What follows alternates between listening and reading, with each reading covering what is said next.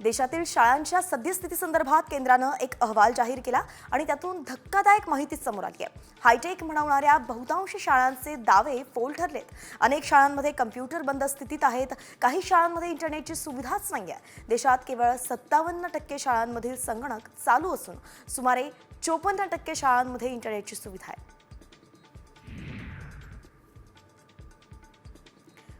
23वा पुणे आंतरराष्ट्रीय चित्रपट महोत्सव 2025 यंदा 13 ते 20 फेब्रुवारी दरम्यान पार पडणार आहे। जागतिक आणि मराठी चित्रपट स्पर्धात्मक विभाग आणि अन्य विभागांमध्ये सुमारे 150हून अधिक भारतीय परदेशी चित्रपट प्रेक्षकांना पाहता येतील।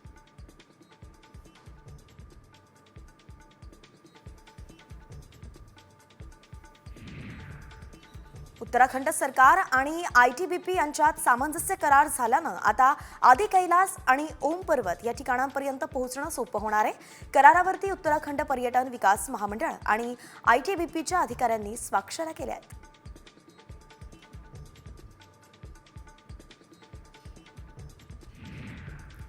महानगर गॅसच्या मुख्य गॅस वाहिनीचं दुरुस्तीचं काम हाती घेण्यात येणार आहे। त्यामुळेच डोंबिवली शहराच्या विविध भागाला होणारा महानगर गॅसचा पुरवठा 8 जानेवारीला सकाळी 11 ते संध्याकाळी 6च्या वेळेत बंद ठेवण्यात येणार आहे। महानगर गॅसच्या कर्मचाऱ्यांनी पूर्वसूचना पत्राद्वारे नागरिकांना माहिती दिली आहे।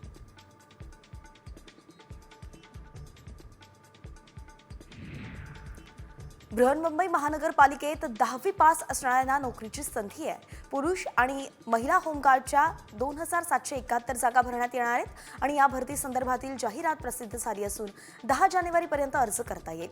सविस्तर जाहिरात महापालिकेच्या अधिकृत संकेतस्थळावरती देण्यात आली आहे।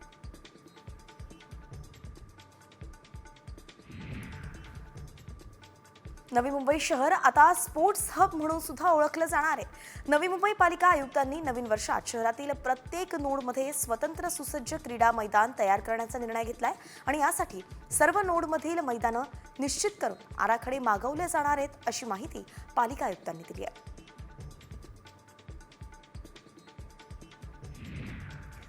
पश्चिम रेल्वेवरती नवीन वेळापत्रकाची अंमलबजावणी सुरू झाली असून प्रवाशांच्या सोयीसाठी 11 नवीन गाड्यांची सुरुवात करण्यात आली आहे। तसंच 3 गाड्यांचं सुपरफास्टमध्ये रूपांतर करण्यात आलंय। 8 गाड्यांचा विस्तारही करण्यात आलाय। पश्चिम रेल्वेनं गाड्यांच्या गतीत वाढ करून प्रवाशांच्या वेळेची मोठी बचत केली आहे। पुणे लोणावळा मार्गावरील कामशेत तळेगाव दरम्यान पुलाच्या कामानिमित्त विशेष पॉवर ब्लॉक घेण्यात येणार आहे। 5 जानेवारीला हा विशेष ब्लॉक घेण्यात येईल। सकाळी 11 वाजून ते दुपारी 3 वाजेपर्यंत हा ब्लॉक असेल आणि या वेळेत अप आणि डाऊन मार्गावरील रेल्वे गाड्या 15 ते 30 मिनिटांचा ब्लॉक देण्यात येईल।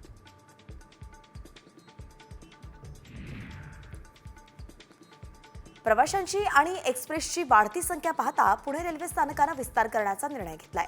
पुणे रेल्वे स्थानकावरती 2 नवीन प्लॅटफॉर्म्स आणि 4 प्लॅटफॉर्मची लांबी वाढवण्यात येणार आहे। याबाबतचा आराखडा तयार झाला असून पुढच्या काही दिवसांत कामाला सुरुवात होईल असंही सांगण्यात आलंय।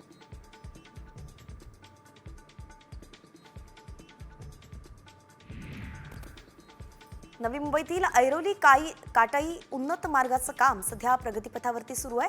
उन्नत मार्गाचं 75% काम पूर्ण झालं असून उर्वरित कामं ऑक्टोबर 2025 पर्यंत पूर्ण करण्यासाठी MMRDAनं कंबर कसली आहे। ऐरोली ते डोंबिवली जवळील काटाई नाक्यापर्यंतचा प्रवास अवघ्या 15 मिनिटांत पूर्ण होणार आहे।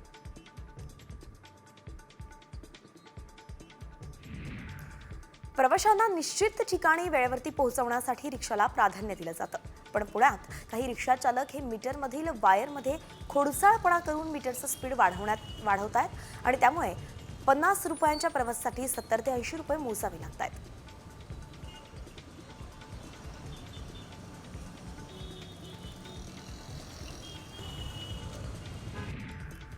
आगामी सिंहस्थ कुंभमेळ्याच्या पार्श्वभूमीवरती नाशिकची गोदावरी स्वच्छ करण्याचा मानस महापालिकेने घेतलाय।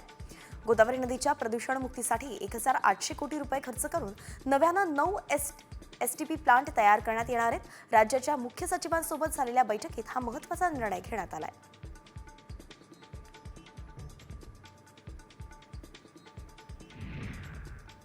अमृत योजनेअंतर्गत कल्याण डोंबिवलीसाठी 359 कोटींच्या पाणीपुरवठा योजनेला उपमुख्यमंत्री एकनाथ शिंदेंनी मान्यता दिली। यामुळे नव्याने समाविष्ट 27 गावांना सुरळीत पाणीपुरवठा होणार आहे। यावेळी शिंदेंनी दिलेला शब्द पूर्ण केल्याची भावनाच नागरिकांनी व्यक्त केली आहे।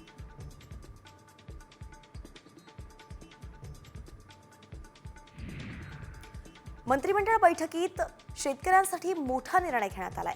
राज्य सरकार 4,849 एकर जमिनी शेतकऱ्यांना परत करणार आहे. सरकारी थकबाकीपोटी लिलाव होऊन या जमिनी सरकार जमा झाल्या होत्या आणि याच जमिनी शेतकऱ्यांना परत करण्याचा निर्णय सरकारनं घेतलाय. त्यामुळे शेतकऱ्यांना मोठा दिलासा मिळणार आहे.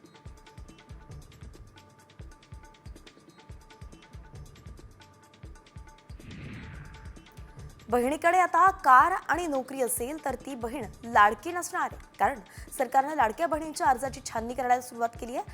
तसंच 2.5 लाखांचं उत्पन्न असणाऱ्यांनाच फक्त योजनेचा लाभ मिळणार आहे. असं असलं तरी ही छाननी सरसकट होणार नाही असंही मंत्री तटकरे म्हणाले.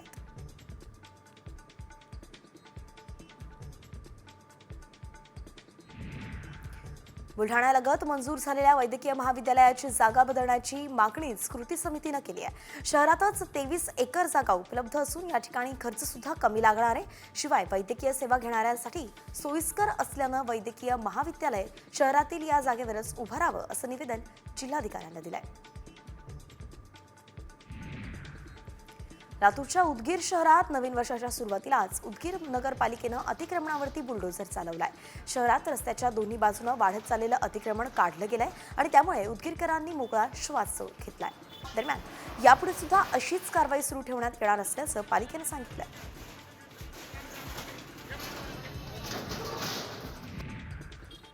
सांगलीच्या मध्यवर्ती सहकारी बँकेनं वर्षभरात थकीत कर्जदारांवरती कारवाईचा बडगा उगारलाय आणि यात थकबाकीदार 9 संस्थांवरती कारवाई करत आतापर्यंत 130 कोटी 47 लाख रुपयांची कर्जवसुली करण्यात आली आहे. तर बँकेकडून मार्च अखेरपर्यंत 100 कोटी वसूल होण्याचं सांगण्यात आलंय.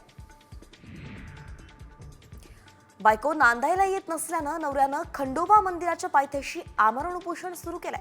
एवढंच काय तर बीडच्या सेलू गावातील या व्यक्तीनं बायकोला नांदाया पाठवा असं म्हणत जिल्हाधिकारी आणि पोलीस अधीक्षकांकडे तक्रार सुद्धा केली आहे. बीडमध्ये हे नवरोबा आता चर्चेचा विषय ठरत आहेत.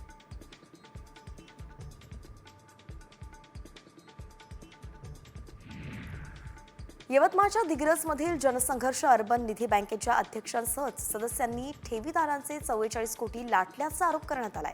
6,500 ठेवीदारांची फसवणूक केल्याचा हा आरोप आहे आणि याच पार्श्वभूमीवरती यवतमाळच्या जिल्हाधिकारी कार्यालयात खातेधारकांनी ठिय्या दिला. 450 कोटींच्या बीझेड ग्रुप घोटाळ्या प्रकरणी भारतीय खेळाडू शुभमन गिल, साई सुदर्शन, राहुल तेवतिया आणि मोहित शर्माला गुजरात सीआयडीनं समन्स पाठवलंय. गुजरात स्थित कंपनीकडून गुंतवणूकदारांना व्याज न मिळाल्यानं गुंतवणूकदारांनी तक्रार केल्याचं हे प्रकरण आहे.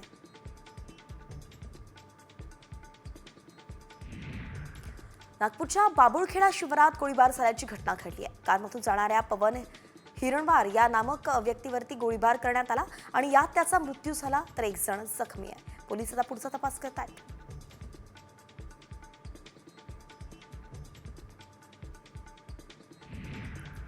कामोठे इथल्या दुहेरी हत्याकांडाचा उलगडा झालाय.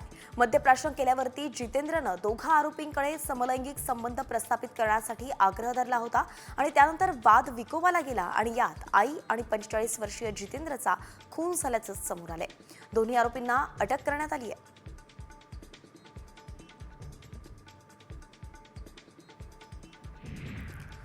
बदलापुरात एका महिलेनं गृहसंकुलातील गाड्या तसंच रितू वर्ल्ड सोसायटीतील 4चाकी दुचाकी गाड्यांची तोडफोड केल्याची घटना घडली आहे. हा सगळा प्रकार सीसीटीव्हीमध्ये कैद झालाय. ही महिला नेमकी कोण आहे याचा शोध सुरू आहे आणि या प्रकरणानंतर परिसरात पोलिसांनी गस्तही वाढवली आहे.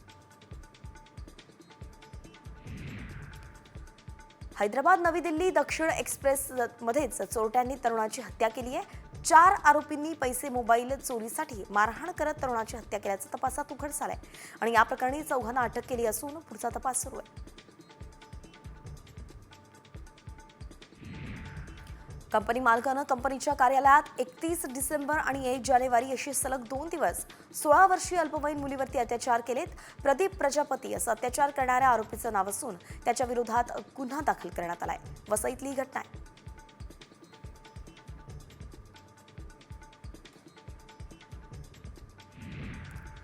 पुण्याच्या थेऊरमध्ये उघड्यावरती लघुशंका करताना हटकल्यानं टोळक्यानं वॉचमनसह त्याच्या पत्नीला बेदम मारहाण केली आहे. या घटनेत उपचारादरम्यान जखमी महिलेचा मृत्यू झालाय आणि याच प्रकरणी लोणी काळभोर पोलिसांनी सतीश लोखंडे, अजय मुंडे, भानुदास शेलार या तिघांना अटक केली आहे.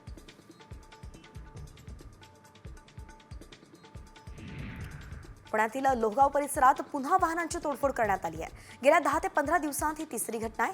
नागरिकांमध्ये यामुळे भीतीचं वातावरण आहे आणि याच प्रकरणात 4 अल्पवयीन नशेखोर आरोपींना पोलिसांनी ताब्यात घेतलंय.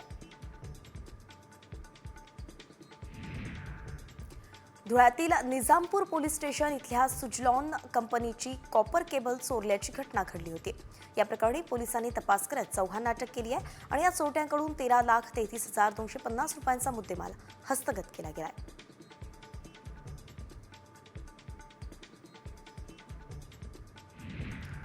गेल्या वर्षाला निरोप देण्यासाठी कोल्हापूरच्या राजारामपुरीत गांजा विक्रीसाठी आलेल्या एका तरुणाला पोलिसांनी अटक केली आहे.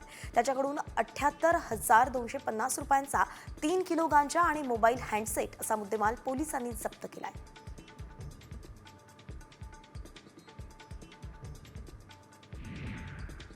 अलिबागमधील किहीम समुद्रकिनारी बैलगाडी शर्यतींचं आयोजन करण्यात आलं होतं आणि या बैलगाडा शर्यतीत 135 बैलगाड्यांनी सहभाग घेतला होता. तर नवीन वर्षातील पहिल्या बैलगाडा स्पर्धांचा आनंद लुटण्यासाठी बैलगाडा शौकीनांनी मोठी गर्दी केली होती.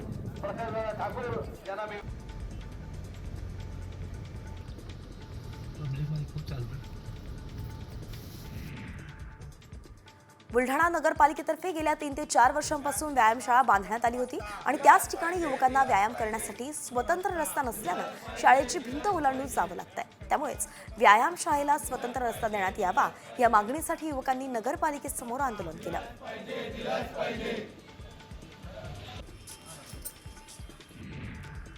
कुर्ला कुरेश नगरमध्ये मुलीनंच आईची हत्या केली आहे. आपली आई आपल्यापेक्षा मोठ्या बहिणीवरती जास्त प्रेम करते, आपला तिरस्कार करते, याच भावनेतून ही मुलगी आईशी भांडू लागली. भांडण इतकं विकोपाला गेलं की मुलीने आईवरती चाकूनं वार करून तिची हत्या केली. आता सदर आरोपी महिला ही पोलिसांच्या ताब्यात आहे.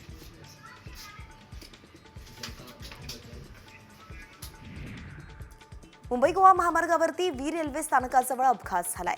डिझेल संपल्यानं रस्त्यातच बंद पडलेल्या स्कॉर्पिओ जीपला टोईंग व्हॅनची जोरदार धडक लागून अपघात झाला. अपघातादरम्यान स्कॉर्पिओजवळ उभे असलेले 3 जण ठार झाले आणि 3 जण जखमी झालेत.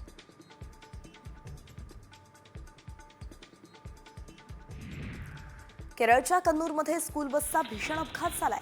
पुलावरून उतरताना स्कूल बस उलटली आहे आणि यात एका विद्यार्थिनीचा मृत्यू झालाय. तर 14 विद्यार्थी जखमी आहेत. चालकांचं नियंत्रण सुटल्यानं बसचा अपघात झाल्याचं कळत आहे.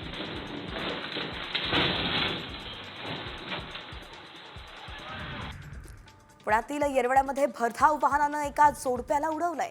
या भीषण अपघातात पतीचा जागेवरच मृत्यू झालाय तर पत्नी गंभीर जखमी आहे. पोलीस पुढचा तपास करतायत.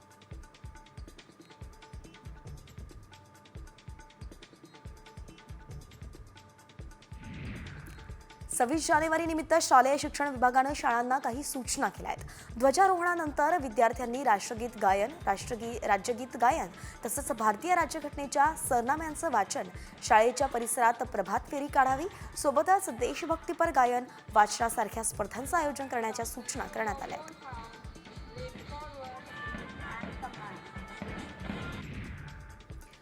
बॅरेट लंडननं लंडनच्या रिअल इस्टेटबाबत अहवाल तयार केला होता. ब्रिटनची राजधानी लंडनच्या प्रॉपर्टी मार्केटमध्ये भारतीयांनी दबदबा निर्माण केल्याचं अहवालात प्रथमच समोर आलंय.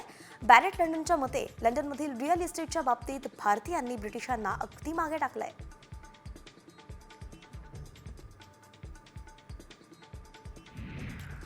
भारत लवकरच अमेरिकन कंपनीचा एक विशाल कम्युनिकेशन उपग्रह प्रक्षेपित करणार आहे, ज्याद्वारे थेट अंतराळातून मोबाईल फोनवरून कॉल करण्याची सुविधा मिळणार आहे. सॅटेलाइट टेलिफोनी क्षेत्रातील हे आतापर्यंतचं सर्वात आधुनिक, क्रांतिकारी आणि सर्वोत्तम तंत्रज्ञान मानलं जात आहे. अंतराळ क्षेत्रात भारताची ही मोठी कामगिरी मानली जाते.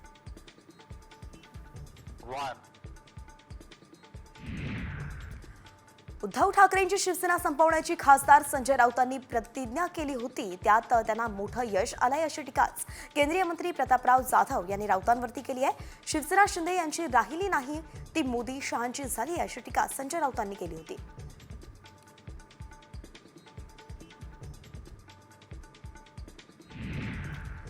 40 आमदार गेल्यावरती फरक पडला नाही तर या 5 न काय फरक पडणार असं वक्तव्य ठाकरे गटाचे शहर प्रमुख गजानन थरकुडे यांनी केलंय. पुण्यातून ठाकरे गटाचे 5 माजी नगरसेवक भाजपात प्रवेश करणार असल्याच्या माहितीनंतर थरकुडेंनी ही प्रतिक्रिया दिली आहे.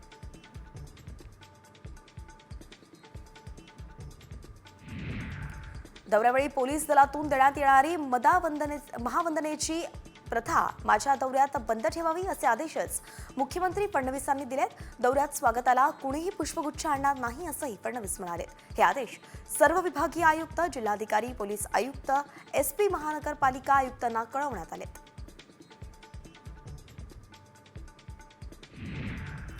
छत्रपती संभाजीनगर महापालिकेचे अतिरिक्त आयुक्त G. श्रीकांत यांनी विना टेंडर अवाढव्य खर्च केल्याची तक्रार भाजपचे आमदार प्रशांत बंब यांनी केली आहे. बंब यांनी थेट आयुक्तांना भेटून अतिरिक्त आयुक्तांनी केलेल्या खर्चाबाबत जाब विचारलाय.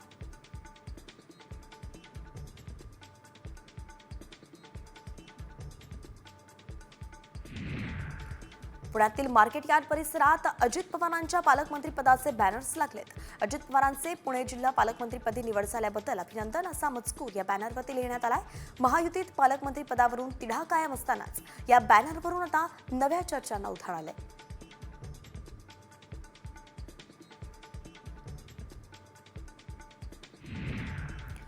केंद्रीय गृहमंत्री अमित शहांनी काश्मीरबाबत मोठं विधान केलंय. काश्मीरला कश्यप यांच्या नावानं ओळखलं जायचं, त्यांच्याच नावानं काश्मीरचं नाव पडलं गेलं असावं असं अमित शहा म्हणालेत. काश्मीरबाबत लिहिलेल्या पुस्तक प्रकाशनाच्या कार्यक्रमात अमित शहा बोलत होते.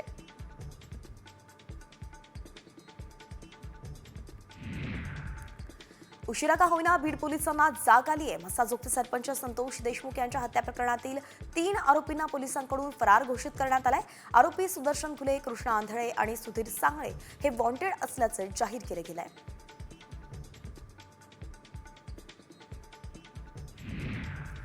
मी धनंजय मुंडे यांचा राजीनामा मागितलेला नाही असं वक्तव्यच सुरेश धसांनी केलंय. धस यांनी मुख्यमंत्र्यांची काल भेट घेतली आणि त्यानंतर त्यांनी हे वक्तव्य केलं.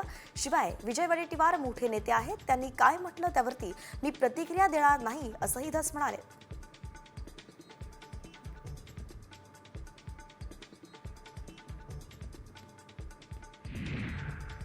अजित पवार परळीत आले होते त्यावेळी त्यांच्या ताफ्यात जी गाडी होती त्याच ताफ्यातील गाडीतून आरोपी वाल्मिक कराड हा शरण आला असा दावाच बीडचे खासदार बजरंग सोनवणे आणि आमदार सुरेश धस यांनी केलाय.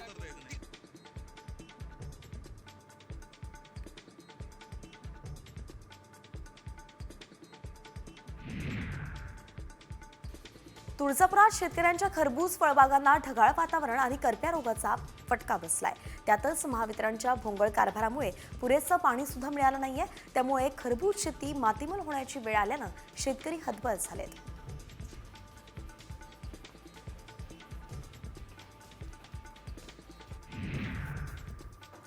यंदा देशातील हळदीची लागवड वाढली आहे, मात्र पिकाला पाऊस आणि बदलत्या वातावरणाचा फटका बसल्यामुळे उत्पादनात घट होण्याची शक्यता आहे. देशातील बाजारात हळदीला 12,000 ते 15,000 रुपयांच्या दरम्यान भाव मिळालाय.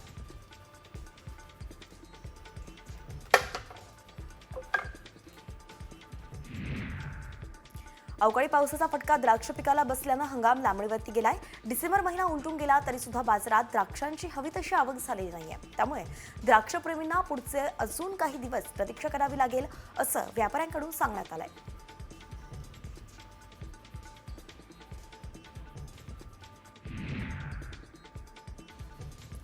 जळगावात पपईची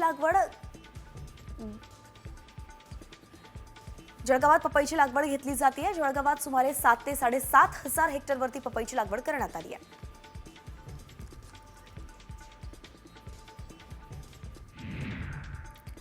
वातावरणात प्रचंड प्रदूषण आणि हवेची गुणवत्ता घसरल्यामुळेच चिकू बागायतीमध्ये उत्पादन प्रचंड घट झाली आहे. तर डिसेंबर महिन्याच्या अखेरच्या दिवसात ढगाळ वातावरणामुळे आंबा मोहोर येण्याची प्रक्रिया सुद्धा खुंटली आहे.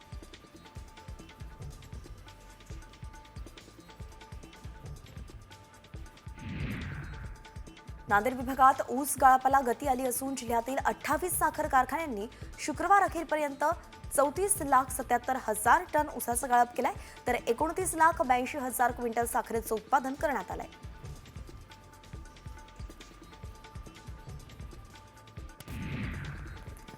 नाशिकमध्ये बदलत्या वातावरणाचा फटका द्राक्ष बागांना बसतोय। या पार्श्वभूमीवरतीच नाशिकच्या विंचूरमधील शेतकरी महेश जाधवांनी जुन्या साड्यांचं आच्छादन संपूर्ण द्राक्ष बागेवरती केलंय। ऊन आणि थंडीपासून बागेचं संरक्षण व्हावं यासाठी शेतकऱ्यानं ही शक्कल लढवली आहे आणि त्याचा फायदा शेतकऱ्याला होताना दिसतोय।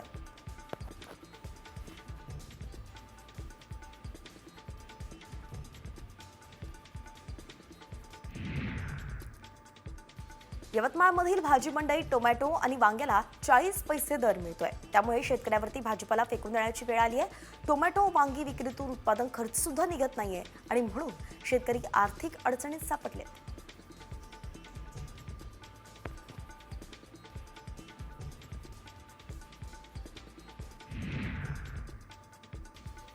धाराशिव इथल्या सरकारी सोयाबीन हमीभाव खरेदी केंद्र 12 दिवसापासून बंद आहेत आणि त्यामुळे शेतकरी केवळ हमीभाव केंद्रावरती हेलपाटे मारून बेजार झालेत। त्यामुळे लवकरात लवकर बारदाना उपलब्ध करून देण्याची मागणी शेतकऱ्यांनी केली आहे।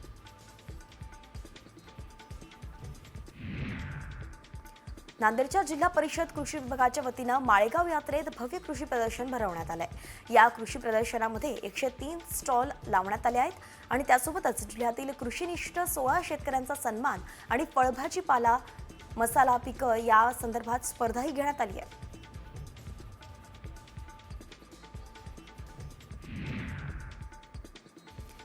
शहरातील मुख्य बाजारपेठ संक्रांतीसाठी सज्ज होताना दिसत आहेत। याच निमित्तानं बाजारात तिळाला मोठी मागणी आहे। पावसामुळे तिळाचं पीक चांगलं आल्यानंच भाव सुद्धा सामान्यांना परवडणारे असून संक्रांत गोड होईल अशी प्रतिक्रिया व्यापाऱ्यांनी दिली आहे।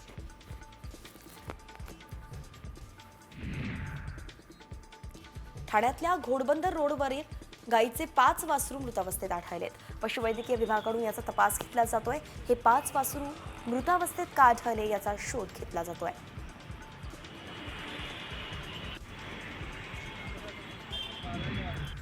मालवणमधल्या समुद्रात एक वेगळंच दृश्य पाहायला मिळालं।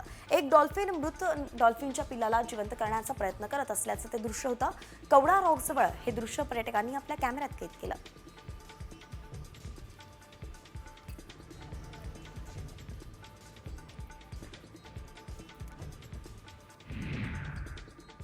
आणि आता एक मोठी बातमी समोर येते। बातमी आहे काश्मीरच्या नामकरणासंदर्भात। केंद्रीय गृहमंत्री अमित शहा यांनी काश्मीर संदर्भात मोठं विधान केलंय। काश्मीरला पूर्वी ऋषी कश्यप यांच्या नावानं ओळखलं जायचं आणि त्याचाच अपभ्रंश काश्मीर असा झाला असेल असं मतच अमित शहांनी व्यक्त केलंय। त्यामुळे आता प्रयागराज सारखंच काश्मीरचंही नामांतरण होणार का असा प्रश्न उपस्थित केला जातोय। हम सब जानते हैं कश्मीर को कश्यप की भूमि का भी नाम से जाना जाता है। शायद हो सकता है कि इनके नाम से ही कश्मीर का नाम पड़ा होगा। व्यापार की भी बात कर लें तो सिल्क रूट से लेकर सेंट्रल एशिया तक और शंकराचार्य मंदिर से लेकर हेमिस मठ तक व्यापार और अध्यात्म ये दोनों चीजों के मजबूत नींव कश्मीर की संस्कृति में और कश्मीर की भूमि पर पड़ी थी, ये हमें मालूम पड़ेगा। कश्मीर हमेशा से अनेक मतों को संभालने वाला एक उदार चरित्र प्रदेश रहा।